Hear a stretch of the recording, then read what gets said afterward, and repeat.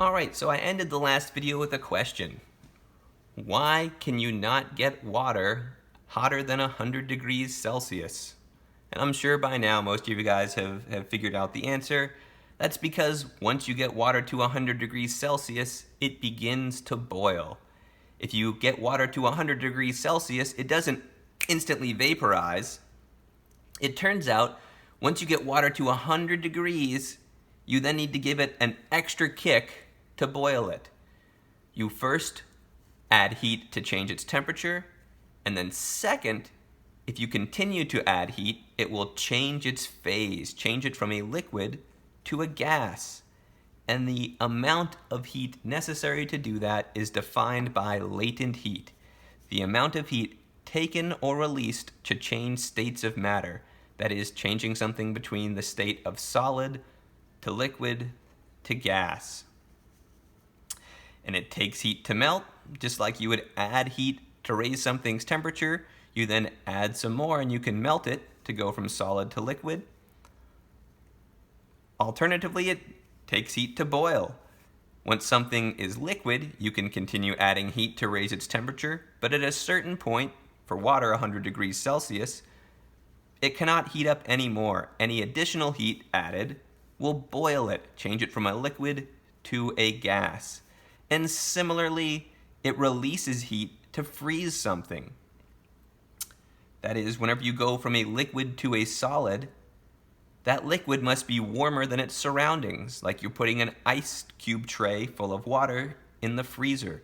Well, that water is warm. It's actually giving its heat to the cold air in your freezer. The water is releasing heat to freeze, to go from liquid to solid. And also, the same process is true for releasing heat to condensate, which is to go from a gas to a liquid, like the way you have water droplets forming on the outside of a cup on a hot day. That's actually releasing heat. And an interesting note I always like to bring up here is this concept of releasing heat to freeze. You guys try to picture for a second the most bitter cold winter night. Now, when you're picturing a true cold as it possibly gets winter night, are you usually picturing snow? Probably not. It's actually those calm, still winter nights that get the coldest, because we now know it releases heat to freeze. If you have water in the sky or in the air, it must be warmer than that surrounding cold air. And to cause it to snow, that water is actually giving its heat to the air. The water, as it turns to snow, actually warms the air a little bit. Not, tens of degrees, but a little bit. Additionally, the snow and the moisture content in the air helps kind of prevent radiation, sort of the idea that's behind global warming. Having that moisture in there helps trap the heat from the ground. That also contributes to snowy nights being a little bit warmer. The snow itself actually is like a blanket keeping the planet warm, oddly enough. But I always find that interesting, or found that interesting, that it actually warms up the air whenever water freezes and becomes snow.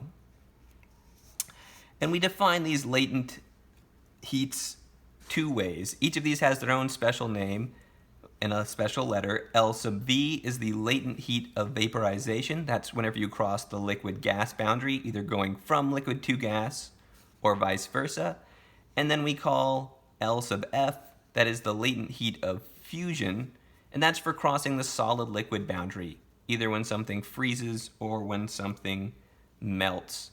Now, it's very tempting to remember this as the latent heat of freezing, because it's, what we typically are going to look at, liquids becoming solid. We call that freezing, but that is not actually the name. You can use that trick to remember this, but its definition, the way that its name actually is in the textbook, is latent heat of fusion. Fusion really meaning things coming together and becoming solid. And there's just a bunch of numbers that you can look up for this. You can just Google the latent heat of whatever substance and find a list on the internet or in your textbook. I've got the values for water listed here. The latent heat of vaporization is 540 calories per gram, or 2260 joules per gram, and the latent heat of fusion is 79.7 calories per gram, or 334 joules per gram.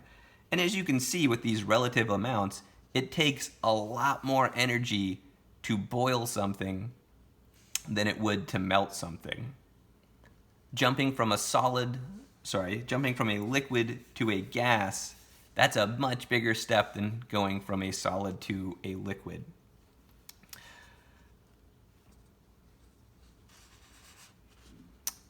And this is actually why it cools you down when you sweat. Or whenever you get out of a pool, not only is your conductivity increased because of the wetness, you're also vaporizing that water. You're taking some of your body heat and turning that water or sweat into gas. And this is an incredibly efficient process. It takes away lots of energy to turn liquid into a gas. So we'll pause there and we'll start crunching some numbers. Let's look at an example next, and we'll use both Q as MC delta T and Q as what turns out to be ML, which actually I'll add that little bit to the end of this video. If you look at the units here, it's simply calories per gram. There's no degrees Celsius. It's a fixed amount for however much substance you have.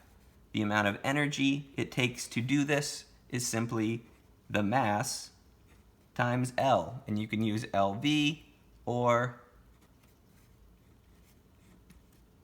Q equals MLF, depending on the situation, just whether you're crossing that liquid-gas boundary or that solid-liquid boundary. So we'll see this in action in just a second.